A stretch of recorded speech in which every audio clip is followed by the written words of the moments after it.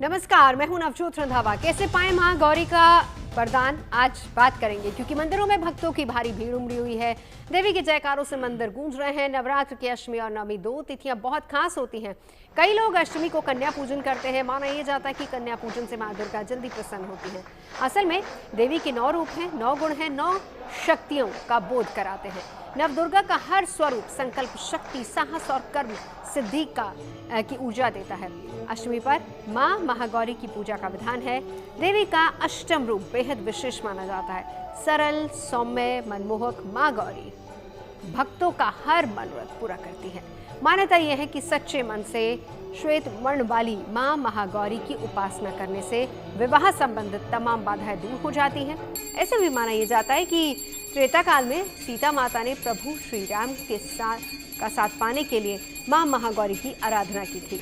माता महागौरी का सौम्य स्वरूप मन को स्थिरता और शीतलता प्रदान करता है। तो चर्चा करेंगे ज्योतिषाचार्यों से और जानेंगे कि मां दुर्गा को प्रसन्न करने के अचूक उपाय क्या है, कैसे करें मां की पूजा अर्चना, कैसे पाएं मां का आशीर्वाद। लेकिन उससे पहले जानिए मां महागौरी की महिमा और पूजा।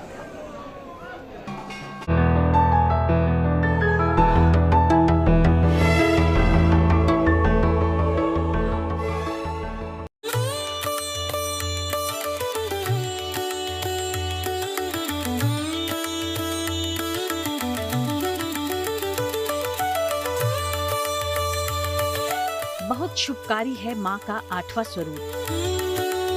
माँ महागौरी की कृपा से मिलता है सुख, शांति और समृद्धि का वरदान।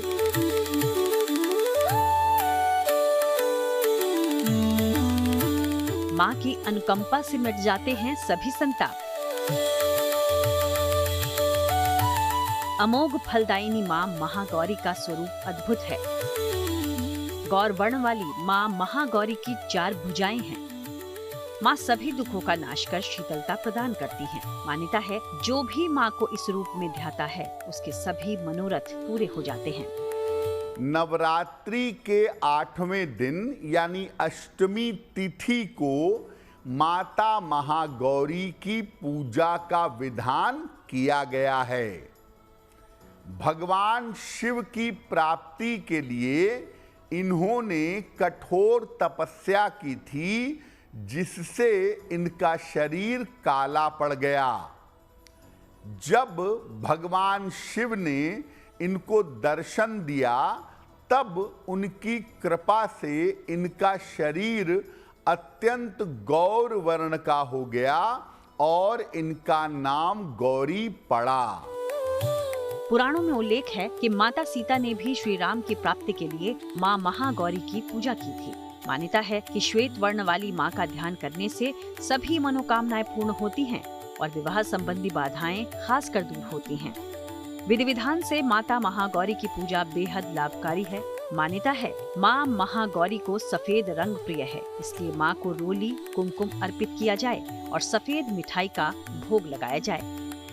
माँ के सामने घी का दीपक जलाएं और श्वेत वर्ण में उनका ध्यान करें।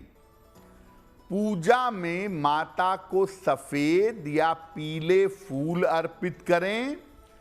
सफेद मिठाई, सुगंधित धूप बत्ती, नारियल, ये सब आप माता गौरी को अर्पित कर सकते हैं। इसके बाद इनके मंत्रों का जप करें। ओम ह्रीं गौरिये नमः। माँ की महिमा अपार है। नवरात्र में देश भर के मंदिरों में शक्ति उपासना का महापर्व मनाया जा रहा है। इस शुभ अवसर पर भक्त अपने मनोरथ लेकर माँ के द्वार शीश नवा रहे हैं, माँ से आशीष मांग रहे हैं। दुर्गाष्टमी पर महागौरी के मनन से सभी चिंताएं दूर होती हैं। अष्टमी और नवमी पर कन्या पूजन की भी परंपरा है। माना जाता है कि कन्या पूजन से माँ दुर्गा जल्दी प्रसन्न होती हैं और भक्तों को धन धान्य और सुख समृद्धि का वरदान देती हैं। Bureau report, good news today.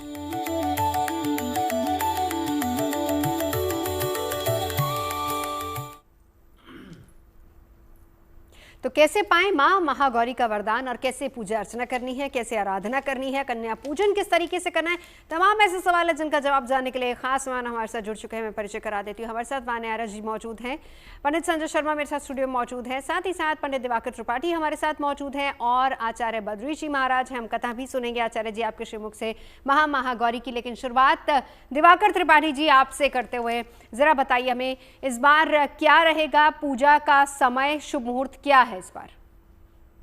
जी नमस्कार, और सभी हमारे प्यारे दर्शकों को भी नवरात्रि की ढेर सारी शुभकामनाएं, सप्तमी अष्टमी की ढेर सारी शुभकामनाएं और आप सभी को नमस्कार।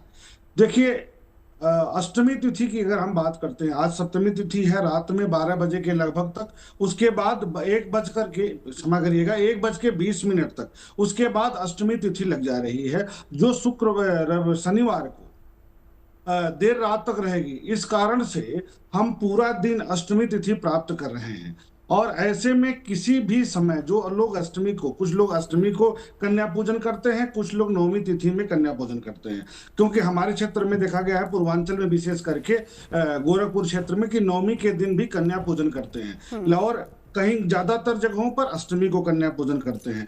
तो दोनों ही दिन, पूरा दिन सूर्योदय से लेकर देर रात तक अष्टमी भी प्राप्त हो रही है और नवमी भी प्राप्त हो रही है। एक मिनट आपको रोकना चाहूंगी दिवाकर जी, क्योंकि एक थोड़ा सा कंफ्यूजन क्योंकि तिथियों को लेकर था। हालांकि गुड न्यूज टुडे ने ऑलरेडी ये चीज क्लियर कर दी थी कि इस बार द्वितीय तृतीया एक साथ लगी थी, लेकिन अभी भी लोगों के जहन में अष्टमी नवमी को लेकर कंफ्यूजन है, साथ साथ वो भी क्लियर करते जाइए। देखिए, थोड़ा सा पंचांगों का फेरबदल हुआ था, क्योंकि पूर्वांचल में प्रयागराज से पूर्व क्षेत्र में देखा जाएगा तो पंचमी और चतुर्थी एक दिन हुई थी, और पश्चिमी क्षेत्र में जहां दिल्ली और क्षेत्र है, दिल्ली का जो आसपास के क्षेत्र है, वहां पर द्वितीया और तृतीया को एक दिन रखा गया था। लेकिन अष्टमी और नवमी में किसी तरह का कोई कंफ्यूजन नहीं है।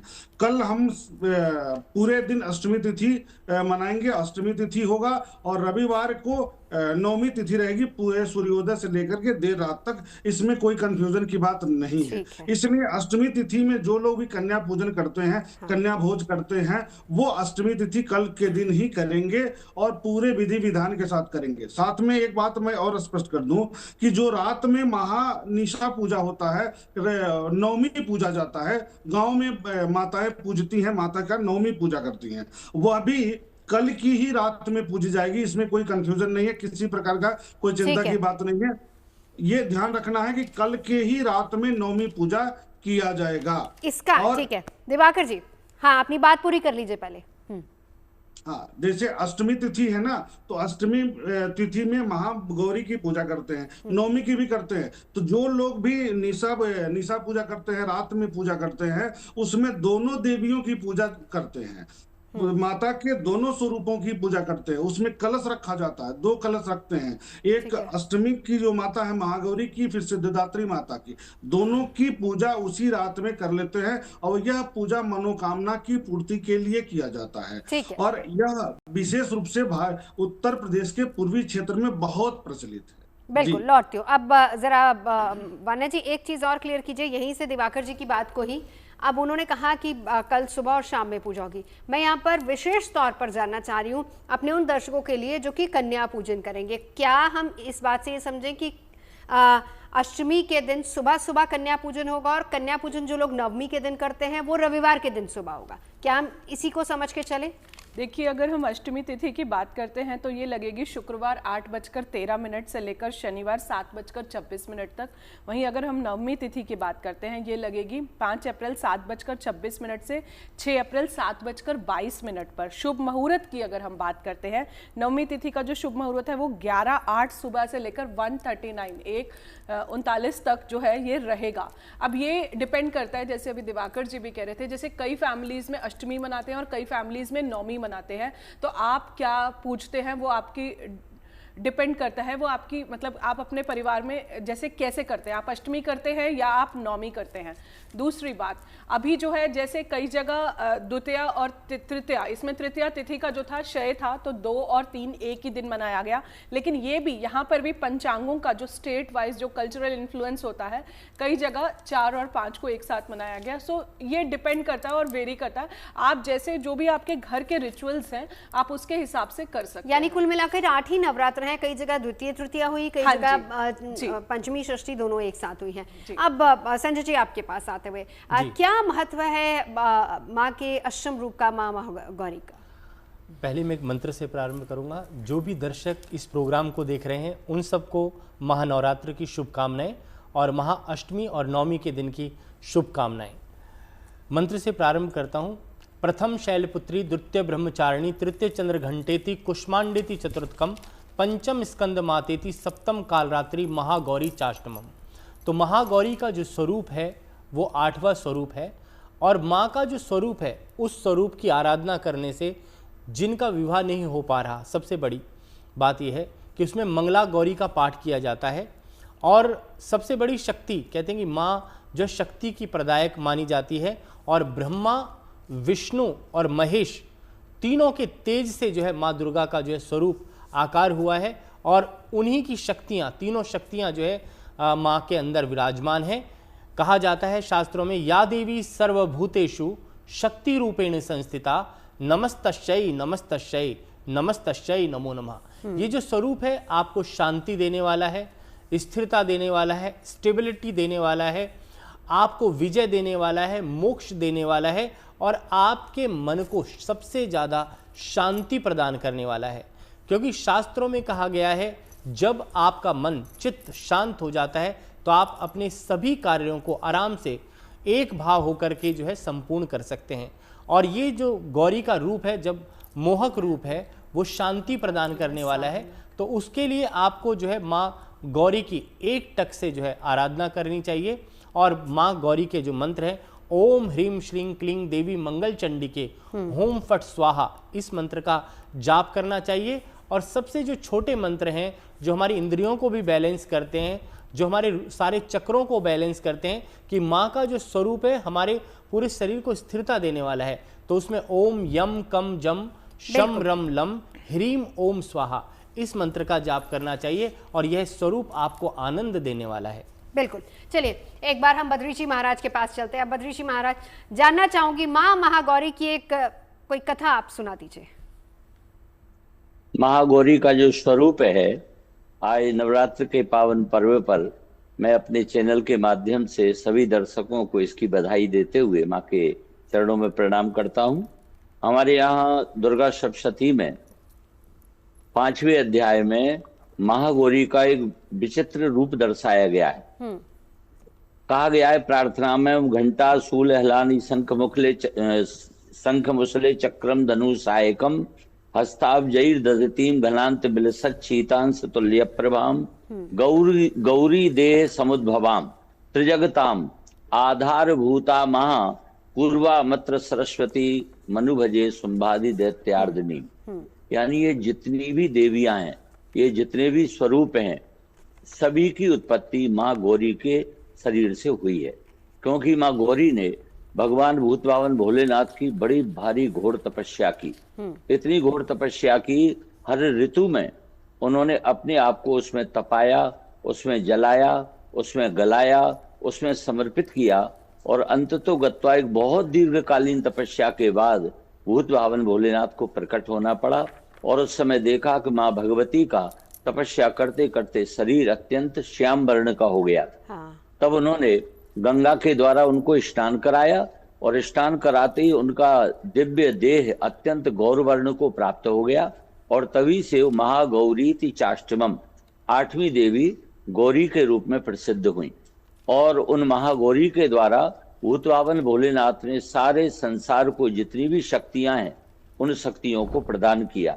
आज हम देखते हैं कि 3 प्रकार की शक्तियां हैं जिनके द्वारा ये सारा शरीर संचालित होता है। और उन तीनों शक्तियों में है स्वाहा स्वधा, एक तो स्वाहा देवी, एक स्वधा देवी और एक दक्षिणा देवी। इन तीनों देवियों के द्वारा इस सारे संसार में जितनी भी सृष्टि है वो संचालित होती है। एक बार की बात है कि भगवान नारायण, नर और नारायण जो ऋषि हैं, नारायण की शरण में भगवान श्री नारद जी पहुंचते हैं और नारद जी महाराज उनसे प्रार्थना करते हैं कि आप मुनियों में श्रेष्ठ हैं, ज्ञानियों में श्रेष्ठ हैं और नारायण आपका नाम है और वस्तुतः आप साक्षात नारायण ही हैं। तो मुझे एक ऐसी कथा बताइए कि जो अभी तक पुराणों में जिसका वर्णन ना हुआ हो, हाँ। लेकिन वेद से जो प्रमाणित हो, ऐसी कथा आप बताइए। उन्होंने कहा देखो ऐसे बहुत से आख्यान है अभी भी जिनका पुराणों में वर्णन नहीं हो पाया है, और जितने भी धार्मिक कार्य हैं उन धार्मिक कार्यों में जिस प्रकार से हवि प्रदान करते समय हम उसका प्रयोग करते हैं उसको कहते हैं स्वाहा। जी। वो स्वाहा देवी हैं। और श्राद्ध कर्म में जिसका हम प्रयोग करते हैं जिससे पितरों को तृप्ति होती है वो है स्वधा। और यज्ञ आदि कर्मों में जिसका हम प्रयोग करते हैं उसका नाम है दक्षिणा। यज्ञ से दक्षिणा पत्नी, बगैर दक्षिणा के यज्ञ संपन्न नहीं होते हैं। ठीक है। तो बड़े भारी प्रसन्न हुए। नारद जी महाराज ने बताया कि प्राचीन समय में जब ये सब देवतागण आहार के लिए परेशान थे, ब्रह्मलोक में गए और इन्होंने जाकर के ब्रह्मा जी से प्रार्थना की कि हे भगवान हमारे लिए आहार की व्यवस्था कीजिए। ब्रह्मा जी ने भगवान का ध्यान करते हुए भगवती से मनी मन चिंतन किया, भगवती से प्रार्थना की, और भगवान श्री हरि उस समय अपनी कला से यज्ञ रूप में उत्पन्न हो चुके थे। उन्होंने प्रतिज्ञा कर रखी थी कि मैं सभी जीव जगत का कल्याण करूंगा। तो उसी समय भगवान नारायण ने, और जब सभी देवता वहां पर ब्रह्मा जी के साथ में आए, ब्रह्मा जी ने प्रार्थना की तो उन्होंने स्वाहा देवी को प्रकट किया और स्वाहा से कहा तुम्हारे भीतर मैं एक पाचन शक्ति प्रदान करता हूं ताकि इन देवताओं को जो भी हवि प्राप्त हो और उस हवि को आप पचा करके इन देवताओं को शक्ति प्रदान करें। तब से चाहे वो वायुदेव हो, अग्निदेव हो, इंद्रदेव हो, वरुण देव हो, आदि आदि सभी देवताओं को शक्ति प्राप्त हुई और इस स्वाहा के रूप में आए देवता तृप्त होते। ठीक है, ये तो हुई कथा, लेकिन वान्या जी इसका साइंटिफिक महत्व क्या है वो भी बताइए थोड़ा सा। बहुत सुंदर प्रश्न आपने पूछा नवजोत जी। नवरात्रि का अपना एक साइंटिफिक महत्व भी है, क्योंकि ये जो समय होता है ये ऋतु परिवर्तन का होता है, ये सीजनल चेंजेस का होता है। तो जब हम नवरात्रि में व्रत रखते हैं तो हमारी बॉडी की जो है डिटॉक्सिफिकेशन होती है, जो हमारी इम्यूनिटी है, क्योंकि इस टाइम पर बहुत लोग बीमार पड़ते हैं, तो इस टाइम पर हमारी इम्यूनिटी जो है बहुत ज़्यादा स्ट्रांग होती है फास्ट रखने से। इसके बाद जो है आपकी इम्यूनिटी जो है बहुत ज़्यादा स्ट्रांग होती है, आपकी सोल क्लिनजिंग होती है, आपके चक्रास जो हैं वो बहुत ज़्यादा बैलेंस होते हैं, आपके जीवन में आपकी आध्यात्मिक उन्नति होती है। इसके अलावा जो है आपकी थर्ड आई एक्टिवेशन भी होती है। डिपेंड करता है कि आप साधना कर कैसे रहे हैं। इसके बाद जो है ये जो टाइम होता है अच्छी हेल्थ को जो है प्रिपेयर करने का, ये जो समय होता है। इसके अलावा जो है आप देखेंगे बहुत सारी और भी चीजें, ये शक्ति की आराधना है। जब भी आप अंदर से मजबूत होते हैं, आप अपनी आध्यात्मिक उन्नति यानी कि स्पिरिचुअल ग्रोथ का ये जो समय होता है, जो बुराई पर अच्छाई की जीत का ये जो प्रतीक होता है। श्री राम ने भी पूरे 9 जो है व्रत रखे थे। इसके अलावा आपको जीवन में आध्यात्मिक बल मिलता है, आप अंदर से स्ट्रेंथन होते हो, आपकी कुंडलिनी भी जो है जागृत होती है। डिपेंड करता है, आप जैसे नवरात्रि में अगर आपको देवी की कृपा पानी है तो सबसे ज्यादा आप लाल रंग का प्रयोग करें, लाल रंग के कपड़े पहने, लाल रंग के आसन पर जो है आप बैठे, आप देवी के आगे दीपक जो है वो जरूर जलाएं। इसके अलावा जो है आप दुर्गा सप्तशती पूरा एक ही फ्लो में अगर आप कर सकते हैं वो करें। कनक धारा स्रोत कर सकते हैं, दुर्गा सप्तशती करके निर्वाण मंत्र आप कर सकते हैं, ओम दुम दुर्गाय नमः का आप जाप कर सकते हैं, और दुर्गा कवच कर सकते हैं। कवच जो होता है हमारे आसपास एक शील्डिंग होता है, आप कहीं भी जा रहे हैं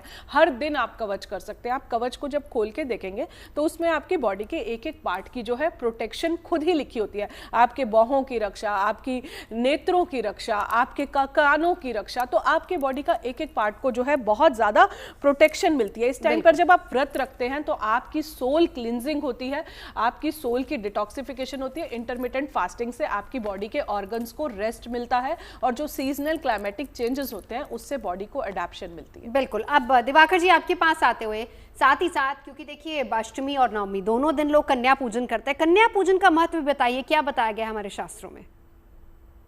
देखिए, एक बात मैं कहना चाहूंगा कि नवरात्र में जो माता का 9 रूप है, इस 9 रूप में अगर आप देखते हैं तो प्रत्येक जो स्त्री है सांसारिक जगत में भी, उसमें 9 रूप हर स्त्री का बदलता है।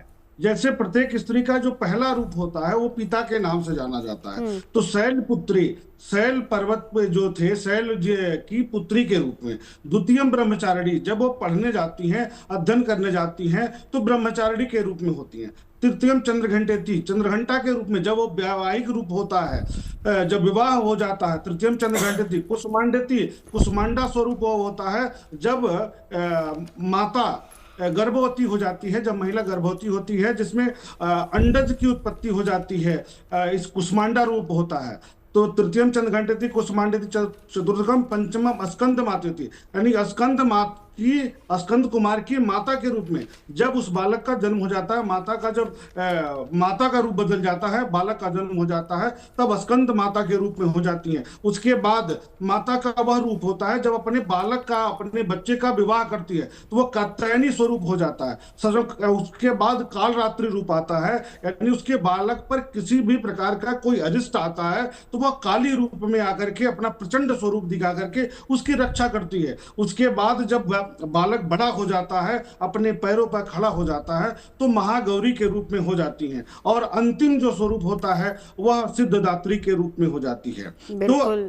तो जो ये 9 रूप है, ये प्रत्येक माता के लिए है, प्रत्येक महिला के लिए है, और आज भी यही 9 स्वरूपों में पूरा जीवन व्यतीत होता है। तो इसीलिए कहा जाता है कि पहला स्वरूप जो, चूंकि महागौरी की पूजा अष्टवर्षा सदा भवेत कहा गया है, अष्टवर्षा भवेद गौरी, यानी 8 वर्ष की माता गौरी के रूप में हो गई थी। जैसे एक बालिका 8 वर्ष की हो जाती है जब भगवान शिव प्रकट होते हैं और महागौरी के रूप में आती हैं, तो जो 8 वर्ष की आयु होती है, जितनी चमत्कार तेज होता है शरीर में, जितनी एक आकर्षण होता है, उस तरह का आकर्षण था माता के इस स्वरूप में। इसी कारण से बालिका के रूप में भी पूजन किया जाता है। 8 वर्ष से नीचे की आयु की जो बालिका होती है उनका पूजन करके आशीर्वाद प्रदान करते हैं, चाहे वो अष्टमी हो या नवमी हो। ठीक है, अब एक बार संजय जी आपके पास आते हुए कन्या पूजन का महत्व आप भी बता दीजिए, क्या रहता है, कितनी कन्याओं का पूजन, और क्या, क्योंकि इसमें कहा यह जाता है कि एक लंगूर पूजन भी होता है, उसका महत्व भी बताइए क्या होता है। देखो, पहला जो स्वरूप जैसे पंडित जी ने बताया, शैलपुत्री की पूजा जो होती है, कहते हैं कि शैलपुत्री जो आपको शांति प्रदान करने वाली है, और कहते हैं शैल माने होता है बर्फ, जहाँ पे बिल्कुल वाइट हो और बर्फ ही बर्फ हो, शैलपुत्री का स्वरूप होता है, वो आपको बिल्कुल शांति देने वाली होती है। द्वितीय जो है ब्रह्मचारिणी, कि आपको जो है अपने जीवन के अंदर ब्रह्मचार्य तत्व का पालन करना चाहिए, आपको ब्रह्मचारी रहना चाहिए, आपका मन जो है कभी भी अडिग नहीं होना चाहिए। प्रथम शैलपुत्री, द्वितीय ब्रह्मचारिणी, तृतीय चंद्रघंटेति, कुष्मांडेति चतुर्थकम, पंचम स्कंद मातेति, सप्तम काल रात्रि महागौरी चाष्टमम। आखिरी जो स्वरूप होता है सिद्धदात्री का होता है, जो हमें सिद्धि प्रदान करने वाली है। कोई भी सुख चाहिए, आनंद चाहिए, किसी भी चीज़ की इच्छा आपके मन के अंदर है, तो सिद्धदात्री माँ जो है आपको प्रदान करती है। और लांगुरिया जो है इसलिए बिठाया जाता है कि कहते हैं कि 9 कन्याएं जो होती हैं उनके साथ में एक भैरव की पूजा भी हमारे यहाँ पे शास्त्रों में मानी गई है, और कहते हैं कि जब तक माँ की पूजा ना कर लें हम जब भी, तो भैरव की पूजा भी श्रेष्ठ मानी गई है, क्योंकि तब तक आपके दर्शन जो है पूरे नहीं होते। तो इसलिए लांगुरिया का जो विधान शास्त्रों में माना गया है कि एक लांगुरिया भी जो है जरूर बैठाना चाहिए। माँ देवी के 9 स्वरूपों की आराधना के पश्चात जो है एक भैरव की पूजा का जो है विशेष विधान रहता है। और आप जब दर्शन करने जाते हैं, वैष्णो देवी भी गए होंगे आप, तो आप देखें कि भैरव जी का दर्शन जो है बहुत जरूरी माना जाता है, तब तक आपकी यात्रा को जो है सफल नहीं माना जाता। उसका महत्व हम आगे विस्तार से आपसे समझेंगे। लेकिन कन्या पूजन के दौरान किस तरीके से हम छोटी कन्याओं को कोई चीज भेंट कर सकते हैं ताकि मां की कृपा भी हमें प्राप्त हो। तो चलिए आपकी राशि के हिसाब से वाना जी शुरुआत करते हैं। पहली 4 राशियां मेष, वृषभ, मिथुन और कर्क। थैंक यू नवजोत जी। मेष राशि की अगर हम बात करते हैं तो कन्या पूजन के दौरान आप छोटी कन्याओं को कुछ भी लाल रंग की चीज़ें भेंट कर सकते हैं। जब मैं बोलूँ लाल रंग की, तो आप उसमें लाल चुनरी दे सकते हैं, लाल चूड़ियाँ दे सकते हैं, आप लाल वस्त्र दे सकते हैं, आप कोई भी लाल मिठाई जो है वो भी आप कन्याओं को दे सकते हैं। आप लाल रंग के पेन जो हैं वो भी उन्हें दे सकते हैं। आप लाल रंग के अपने खिलौने जो हैं वो भी आप दे सकते हैं, और जो है कन्याओं का जो है आप आशीर्वाद ले सकते हैं। वृषभ राशि की अगर हम बात करते हैं तो आप जो है उन्हें कोई भी गुलाबी रंग की चुनरी जो है वो आप दे सकते हैं। उसके बाद आप जो है पिंक कलर के कुछ भी फ्रूट्स जो हैं, जैसे आपका ड्रैगन फ्रूट आता है, अनार आता है, अनार को कई जगह सूर्य से भी लेते हैं, तो वो भी आप दे सकते हैं। पिंक रंग की चूड़ियाँ दे सकते हैं, श्रृंगार का सामान जो है वो दे सकते हैं आप। जो है उन्हें रोज़ परफ्यूम, छोटे छोटे इथर्स आते हैं, रोज़ ऑयल आता है, वो भी जो है आप उन्हें दे सकते हैं। इसके अलावा जो है आलता जो होता है वो भी थोड़ा सा पिंकिश रेड सा कलर होता है, तो वो भी आप दे सकते हैं। और सफ़ेद मिठाई जैसे बर्फ़ी होती है जिसपे वो सिल्वर कलर का वर्क लगा होता है, तो वो भी आप जो है कन्या पूजन में जो है रख सकते हैं। मिथुन राशि की अगर हम बात करते हैं तो छोटी छोटी कन्याओं को जो है आप हरे रंग की चुनरी दे सकते हैं। इसके बाद जो है आप हरे रंग का श्रृंगार का जो है उन्हें सामान दे सकते हैं, हरे रंग के वस्त्र दे सकते हैं। इसके अलावा जो है आप उन्हें हरे रंग के खिलौने दे सकते हैं। आप उन्हें एक छोटा सा जो है पेड़ भी दे सकते हैं, नन्हे पौधे हैं वो भी हमारे लिए, तो वो चीज़ भी आप दे सकते हैं। हरे रंग के पेन्स जो हैं वो भी आप जो है गिफ्ट कर सकते हैं। हरे रंग की जो पान की मिठाई होती है वो भी आप दे सकते हैं, या हरे रंग की एक परवल की मिठाई भी आती है, तो वो भी जो है आप उन छोटे बच्चों को गिफ्ट कर सकते हैं।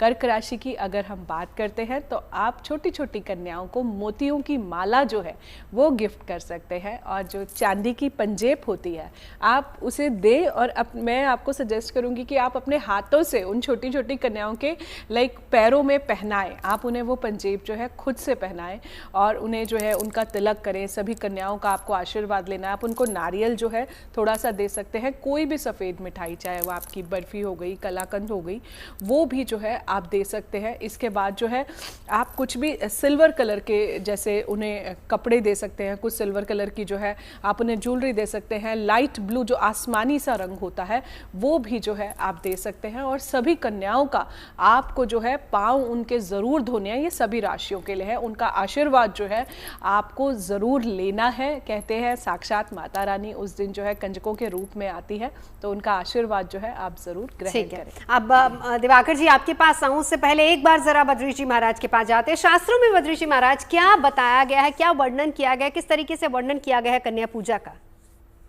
शास्त्रों में संपूर्ण श्रीमद् देवी भागवत में देवी की महिमा के विषय में जो बताया गया है, मैं उस संदर्भ में आपको बता रहा था। नवजोत जी, जब आप कथा के विषय में पूछती हैं तो बहुत सी कथाएं हृदय में प्रकट हो जाती हैं माँ भगवती की कृपा से। तो मैंने आपको भी बताया था कि स्वाहा, स्वधा और दक्षिणा, इन 3 शक्तियों को भगवान ने ब्रह्मा जी को प्रदान करके दिया। अब आप इस शक्ति की महिमा को देखिए, क्यों हम देवी पूजन करते हैं? क्योंकि यहाँ तक कि जितने भी देवता हैं, उन देवताओं को जब आहुति नहीं मिल रही थी तो मैंने आपको बताया कि हवि के द्वारा स्वाहा करके, स्वाहाकार करके जो हम आहुति देते हैं वो स्वाहा देवी के द्वारा देवताओं को प्राप्त होती है, तब देवताओं की क्षुधा दूर होती है। इसी प्रकार से ब्रह्मा जी महाराज ने 4 प्रकार के पितृगण उत्पन्न किए। ये जो पितरगण हैं, हमारे ऊपर जब भी हम जन्म लेकर आते हैं तो 3 ऋण रहते हैं, देव ऋण, पितृऋण और ऋषि ऋण। तो जो हमारे पितृगण है, पितृलोक में निवास करते हैं, जब उन पितरों का प्राकट्य हुआ और पितरों के लिए ब्रह्मा जी ने संध्या, तर्पण इत्यादि का जो भी विधान बनाया और उसका जब लोगों ने पालन करना शुरू किया, लेकिन वो पितरों को प्राप्त नहीं हो रहा था। जिस प्रकार देवताओं को हवि तो मिल रही थी लेकिन वो पच नहीं रही थी, तब उन्होंने उसके लिए स्वाहा का सृजन किया। इसी तरह पितरों को बड़ी भारी बेचैनी हुई, पितृगण बड़े परेशान हुए।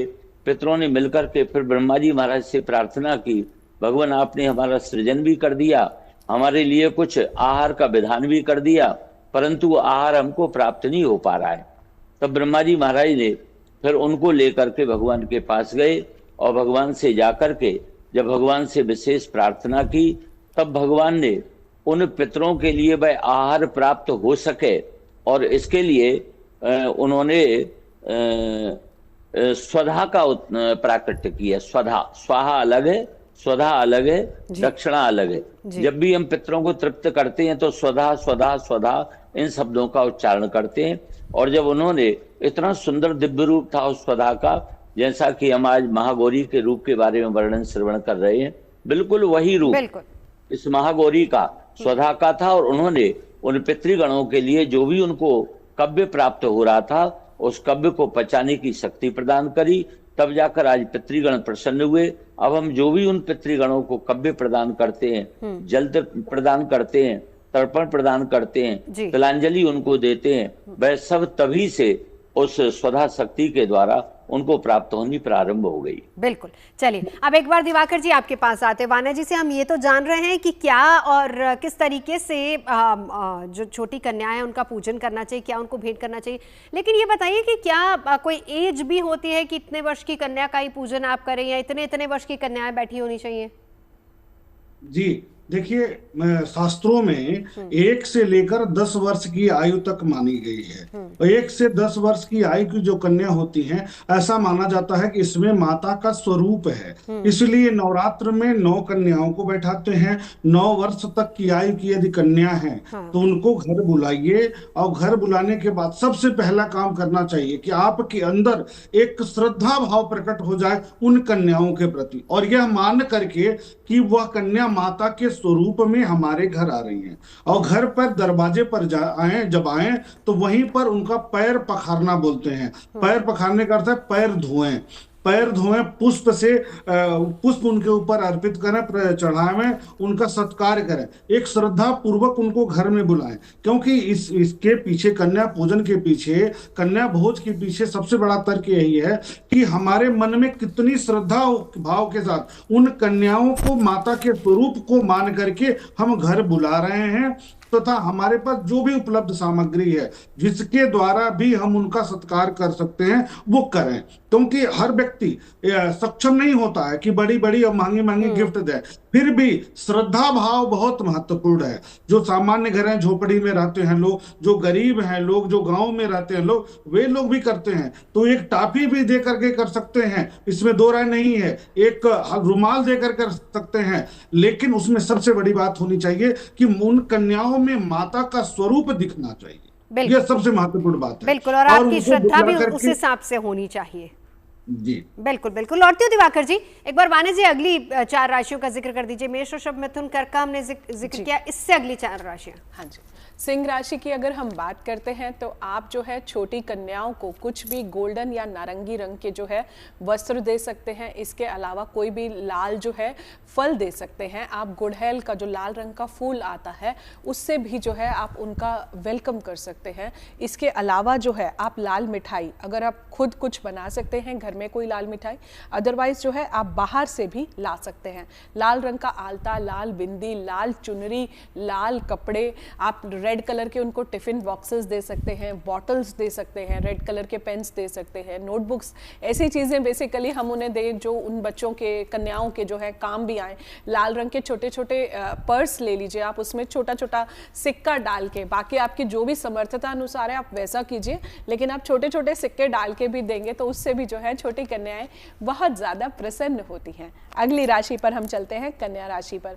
कन्या राशि की अगर हम बात करते हैं तो आप जो है हरे रंग के वस्त्र जो है कन्याओं को दे सकते हैं। हरे रंग के टिफिन बॉक्सेस, ग्रीन कलर की प्लेट्स आती हैं छोटी छोटी, तो आप वो भी आप जो है कन्याओं को दे सकते हैं। छोटे छोटे पौधे जो हैं वो दे सकते हैं। हरे रंग के जो फल होते हैं जैसे अमरूद का फल हो गया, नाशपाती का फल हो गया, बबूकोशा का फल हो गया, तो वो उस तरह के छोटे छोटे फल भी आप उनको काट के उनकी प्लेट में थोड़ा थोड़ा सा जो है आप रख सकते हैं। पान की मिठाई, परवल की मिठाई, ये सारी चीज़ें जो है आप रख सकते हैं। छोटे छोटे उनके टॉयज जो है हरे रंग के, बहुत सारे मार्केट में ब्राइट कलर्स के, ग्रीन कलर के टॉयज आते हैं, और ग्रीन कलर के पेन्स, पेंसिल्स, नोटबुक्स जो है ये सारी चीज़ें आप उन्हें दे सकते हैं। तुला राशि की अगर हम बात करते हैं तो आप जो है उनको पिंक कलर के टिफिन बॉक्सेस, पिंक कलर की बॉटल्स, पिंक कलर के लंच, और जैसे पिंक कलर की छोटी छोटी आप क्रॉकरी की प्लेट्स जो होती है, आजकल प्रिंटेड प्लेट्स आती हैं, तो वो भी आप दे सकते हैं। साथ में जो है आप उन्हें कुमकुम ज़रूर लगाएं, और जो है आप उनकी प्लेट में कुछ टॉफ़ीज़ जो हैं वो भी आप रख सकते हैं। तो ये छोटी छोटी चीज़ें जो है बच्चों को बहुत ज़्यादा अट्रैक्ट करती हैं।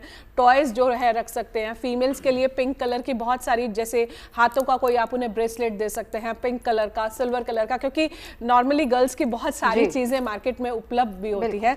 वृश्चिक राशि की अगर हम बात करते हैं तो आप लाल रंग का जो है उन्हें स्कूल बैग, लाल रंग का बॉटल, लाल रंग की मिठाई, लाल रंग के फल, लाल रंग के फूल जो है, ये सारी चीज़ें, लाल रंग की चुनरी, और याद रखें कन्याओं का लाल रंग के कुमकुम से जो है तिलक करना आप बिल्कुल भी ना भूलें, और उन्हें जो है लाल रंग के वस्त्र भी आप दे सकते हैं। बिल्कुल। अब वही एज वाली बात एक बार संजय जी मैं आपसे भी जानना चाहूंगी। जी, बड़ा सुंदर प्रश्न किया आपने।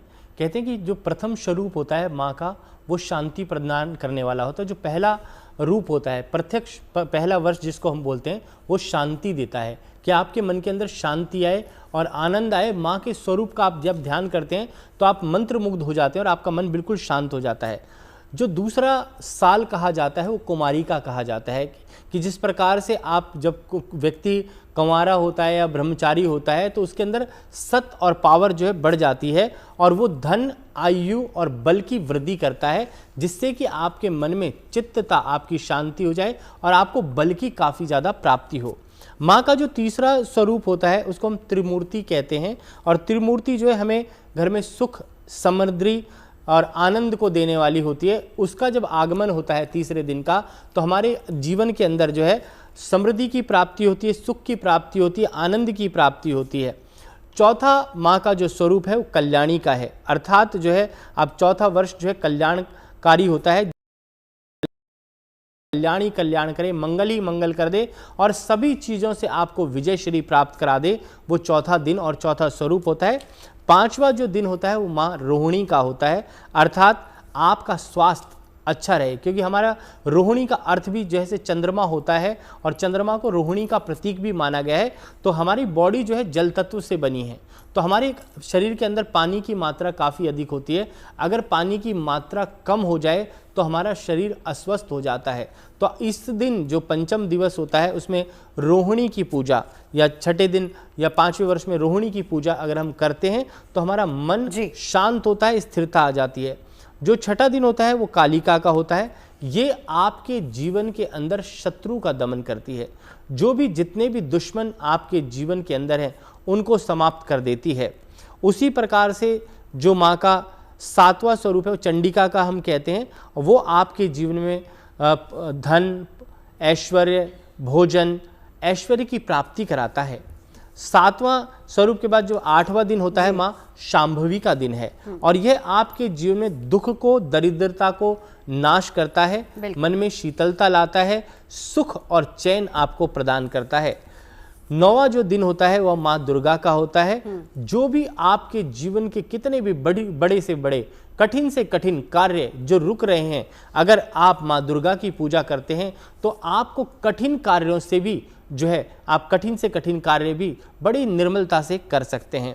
माँ का जो 10वां स्वरूप है हम जिसको सुभद्रा कहते हैं, पूजन करने से सुभद्रा की जब आप पूजा करेंगे, क्योंकि अंतिम जो हमारा क्षण होता है हर व्यक्ति चाहता है कि उसके जीवन में मोक्ष की प्राप्ति हो और मोक्ष की प्राप्ति करना चाहते हैं तो सुभद्रा माँ का 10वें दिन की जब पूजा की जाती है तो उससे आपके जीवन में मोक्ष की प्राप्ति होती है। और दुर्गा के जो 32 नाम हैं उनको भी जब हम पढ़ते हैं तो कहा जाता है दुर्गा दुर्गा तिशमनी, दुर्गा पद्म निवारणी, दुर्गम छेदिनी, दुर्ग नाशिनी, दुर्गा निहंती, दुर्गा मापहा, दुर्गा माँ ज्ञानंदा, दुर्ग दैत्य लोकाद्रणा, दुर्गात्म स्वरूपिणी, दुर्म ज्ञान संस्थाना, दुर्गना भासनी, दुर्ग मोहा, दुर्ग मघा, दुर्ग मात स्वरूपिणी, दुर्गा माँ सुर संहंती, दुर्गा माँ युद्धारिणी, दुर्ग मांगी, दुर्गमता, दुर्गम्या, दुर्गमेश्वरी, दुर्ग भीमा, दुर्ग भामा, दुर्ग धारिणी। तो इस प्रकार से जो 32 नाम है वो भी सुख और आनंद देने वाले हैं। वान्या जी आखिरी 4 राशि जल्दी से बता दीजिए, फिर जाऊंगी दूसरे केस की तरफ। जी, धनु राशि की अगर हम बात करते हैं, आप जो है छोटी छोटी कन्याओं को कोई भी पीली मिठाई दे सकते हैं, जैसे कि पतीसा हो गया, पीले बेसन के लड्डू हो गए, पीले फल दे सकते हैं जैसे केला हो गया या शरदा हो गया, ये सारी चीज़ें जो है आप दे सकते हैं। पीली चुनरी दे सकते हैं, गुरु की राशि है, कुछ धार्मिक जो है आप उन्हें पुस्तकें, नोटबुक्स दे सकते हैं, पीले रंग के क्रेयॉन्स जो कलर्स आते हैं वो दे सकते हैं, पीले टिफिन बॉक्सेस दे सकते हैं, बॉटल्स दे सकते हैं, पीले प्लेट्स में आप उनको दे सकते हैं। एक छोटी सी पीली चुनरी जो है वो भी आप गिफ्ट कर सकते हैं और पीले रंग की बिंदी जो है वो भी गिफ्ट कर सकते हैं और पीले रंग का हल्दी चंदन का हल्का सा तिलक भी जो है आप उन्हें लगा सकते हैं। अगली राशि की बात करते हैं मकर राशि की। आप जो है कन्याओं को जो है उनकी प्लेट्स में जो है छोटी छोटी चॉकलेट्स रख सकते हैं, काले अंगूर रख सकते हैं, इसके अलावा जो है आप काले गुलाब जामुन रख सकते हैं। उनको जो आप चुनरी चढ़ाएंगे, आप कोका कोला रंग की चुनरी चढ़ा सकते हैं, आप श्रृंगार की वस्तुएं जो है वो भी चढ़ा सकते हैं, आप एमेथिस्ट का छोटा सा ब्रेसलेट जो है वो भी आप छोटी छोटी कन्याओं को गिफ्ट कर सकते हैं। अगली राशि पर चलते हैं, कुंभ राशि पर। आप जो है उन्हें हलवा, पूड़ी, चने जो है, काले चने जो होते हैं वो भी आप जो है उन्हें दे सकते हैं। चॉकलेट बर्फी या छोटी छोटी चॉकलेट्स जो हैं वो दे सकते हैं। और मिठाई में जो है आप उन्हें जो है काले गुलाब जामुन जो है वो भी आप उन्हें दे सकते हैं। इसके अलावा जो है आप उन्हें श्रृंगार का सामान तो आप उन्हें ज़रूर ही दें, और चुन्नी जो है पर्पल कलर की आप उन्हें चुन्नी दे सकते हैं। आखिरी राशि की बात करते हैं, मीन राशि की। आप जो है उन्हें कुछ भी पीले रंग के जो चावल होते हैं, आप अगर घर मीठे चावल थोड़े से बना सकते हैं वो बहुत अच्छा है। कुछ पुस्तकें पढ़ने के लिए दे सकते हैं। Yellow bottle, yellow lunch boxes, पीले रंग का तिलक करना ना भूलें। बेसन के लड्डू जो है उन सभी की प्लेट्स में रख दें। पीले रंग की छोटी छोटी प्लेट्स आती हैं वो आप दे सकते हैं। पीले रंग की चुनरी, पीले रंग का श्रृंगार का सामान, पीले रंग की चूड़ियां जो है वो आप छोटी छोटी कन्याओं को अगर अपने हाथों से पहनाते हैं तो आपको देवी की कृपा जरूर प्राप्त होगी। बिल्कुल। अब बद्री जी महाराज आपके पास आना चाहूंगी, कैसे पाए माँ की कृपा? कोई एक उपाय जो कि हम कर सकते हैं अष्टमी के दिन? माँ की कृपा का एक ही उपाय है कि माँ के प्रति प्रेम जागृत करो। माँ का जितना प्रेम हमारे प्रति है इतना ही हम माँ के जितने भी वात्सल्य युक्त ये सारे संसार के प्राणी हैं उन सभी से प्रेम करें, चाहे वो पशु हों, पक्षी हों, मानव हों, जिस रूप में भी हों, वो सबके सब भगवती के कृपा पात्र हैं। तो मैं आपको बता रहा था स्वाहा स्वधा और दक्षिणा के बारे में। तो ये तीनों माँ भगवती के जो स्वरूप हैं वो कृपा के ही स्वरूप हैं। सबसे पहले माने, और जब देवताओं को तृप्त किया, फिर ऋषियों को तृप्त किया, और उसके बाद एक बार की बात है कि यज्ञ हुआ, लेकिन यज्ञ होने के बाद भी देवता लोगों को, यज्ञकर्ताओं को, यज्ञ में जुड़े हुए लोगों को तृप्ति नहीं हुई, बड़े परेशान हुए। और जब परेशान होकर के उन्होंने ब्रह्मा जी महाराज से जाकर के प्रार्थना की, तब ब्रह्मा जी महाराज ने जाकर सभी देवताओं को साथ में लेकर, सभी यज्ञकर्ताओं को साथ में लेकर, सभी जीव जगत को साथ में लेकर उनके प्रतिनिधि के रूप में भगवान की बड़ी दिव्य प्रार्थना की। और जब भगवान की बड़ी दिव्य प्रार्थना हुई तो वहां पर एक कथा व्यक्त होती है श्रीमद् देवी भागवत के 9वें स्कंद में, कि भगवान श्री कृष्ण जब गोलोक धाम में विराजमान थे, श्री राधा रानी उनकी परम प्रेयसी, उनकी आराधनी शक्ति के रूप में विराजमान रहती थी। लेकिन श्री राधा रानी के उस परिकर में एक सुशीला नाम की जो गोपी थी वो धीरे धीरे भगवान के प्रति ज्यादा निकट आ गई। और यहाँ तक कि एक दिन तो जब राधा रानी भी विराजमान थी और इतने अति उत्साह में आ गई कि वो भगवान श्री कृष्ण के वामांग में जाकर के बैठ गई। इसको लेकर के राधा रानी अत्यंत मनी मन कुपित हो गई, और उनके कोप को देख करके भगवान श्री कृष्ण अंतर्धान हो गए। और जब भगवान श्री कृष्ण अदृश्य हो गए तो हाहाकार मच गया चारों तरफ। जब चीख पुकार होने लग गई, सभी ने आकर राधा रानी के शरण पकड़े, हे भगवती आप कृपा करो और किसी भी तरह से भगवान के दर्शन कराओ। यह जो हमारे भीतर में एक भय उत्पन्न हो गया है, भगवान के जाने से जो अत्यंत करुणा उत्पन्न हो गई है, दुख उत्पन्न हो गया है, इसको दूर करो। तब जाकर श्री राधा रानी ने उन सभी के मध्य में भगवान को पुकारा, हे कृष्ण आइए, हे नाथ आइए, हे प्रभु आइए, हे प्रभु पधारिए। तब आखिरकार भगवान ने कृपा की, भगवान प्रकट तो हुए, परंतु राधा रानी ने उस सुशीला को शाप दे दिया। और जब शाप दे दिया कि तुम्हारा गोलोक धाम से पतन हो जाए, फिर उसने जाकर घोर तपस्या की, भगवान को प्रसन्न किया, और भगवान ने उसको दक्षिणा के रूप में उत्पन्न किया। ब्रह्मा जी के माध्यम से उत्पन्न वह जो दक्षिणा है, और उस दक्षिणा ने लक्ष्मी जी की बड़ी उपासना की। लक्ष्मी जी का एक दिव्य अंश उनको प्राप्त हुआ, और आज दक्षिणा के रूप में वह भगवती देवी शक्ति के रूप में हम सभी को आनंदित करती हैं। यज्ञ की पत्नी है दक्षिणा, महत्व माना जाता है। अब एक बार दिवाकर जी महाराज देखिए, ये वान्या जी ने हमें राशिवार तो बता दिया कि जब आप कन्या पूजन कर रहे हैं किस तरीके से आप आशीर्वाद ले सकते हैं, लेकिन एक जो स्टैंडर्ड चीज जिसको हम मानते हैं कि हलवा पूरी का भोग लगाया जाता है, इसके पीछे क्या मान्यता है? क्योंकि बहुत जगह मैंने ऐसा भी देखा है, कई लोग बॉइल्ड राइस और साथ में चीनी भी देते हैं, दूध भी देते हैं। क्या इसका अलग अलग महत्व होता है? देखिए, माता का जो 9 रूप है उसमें प्रायः जो उनका स्वरूप है उसमें चने का भोग लगाया जाता है, और हलवा का भोग लगाया जाता है, उनका प्रिय है। इसलिए एक मतलब अगर हम 9 दिन व्रत नहीं रह पा रहे हैं, फिर भी हम कन्या पूजन कर रहे हैं, और किसी कारणवश हम माता को भोग नहीं लगा पाए, तो एक ही दिन में हम, चूंकि माता 9 रूप में हमारे घर पधारी है, तो उसमें चना और हलवा का जो भोग लगाएंगे, क्योंकि मीठा भी होना चाहिए और माता काली स्वरूप में जो हम चने का भोग लगाते हैं, तो चना और हलवा, मीठा और नमकीन दोनों रूप में, दोनों प्रकार के भोज्य पदार्थ हम माता को अर्पित करते हैं। लेकिन मैं एक यहाँ नया चीज जोड़ना चाहूंगा कि हम माता को नारियल चढ़ाते हैं, नवरात्र हो या कहीं कभी भी जब हम माता के दरबार में जाते हैं तो नारियल और चुनरी चढ़ाते हैं।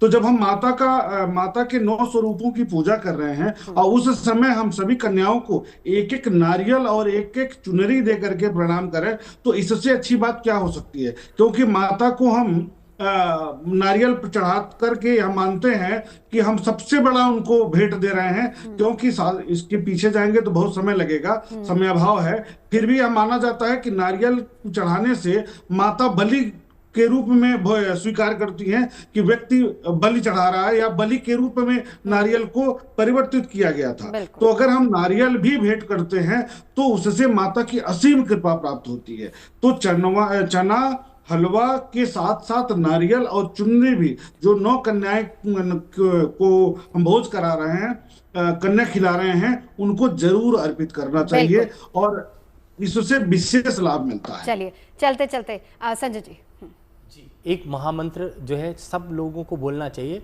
ओम नमः चंडिकाय नमः। कहते हैं दुर्गा सप्तशती के अंदर जो सबसे बड़ा निवारण मंत्र है वो है ओम नमः चंडिकाय नमः। और मैं एक नारियल की बात और जोड़ना चाहूँगा साथ में। कहते हैं कि जो नारियल है वो सफ़ेद होता है, तो जब हम पैदा होते हैं और नारियल के अंदर जल भी होता है, नेचुरली जो आप देखें कि उसके अंदर जल आ जाता है, और जो अन्न भी है, क्योंकि जो नारियल है उसके अंदर जो सफ़ेद स्वरूप है, जब भी कोई जीव उत्पन्न होता है तो उसके अंदर एक बीज होता है नारियल के अंदर, आप देखें तो उस बीज से जिनको संतान नहीं हो पा रही, तो इस नारियल का बीज और नारियल ग्रहण करने से संसार की उत्पत्ति होती है, संसार बढ़ता है और दुर्गा की कृपा होती है। चलिए, माँ दुर्गा की कृपा आप सभी पर हो। किस तरीके से अष्टमी पर पूजन करना है, क्या रहेगा विधान, ये सब हमने जाना। हमारे तमाम खास मेहमानों से आप चर्चा में जुड़े, बहुत बहुत धन्यवाद।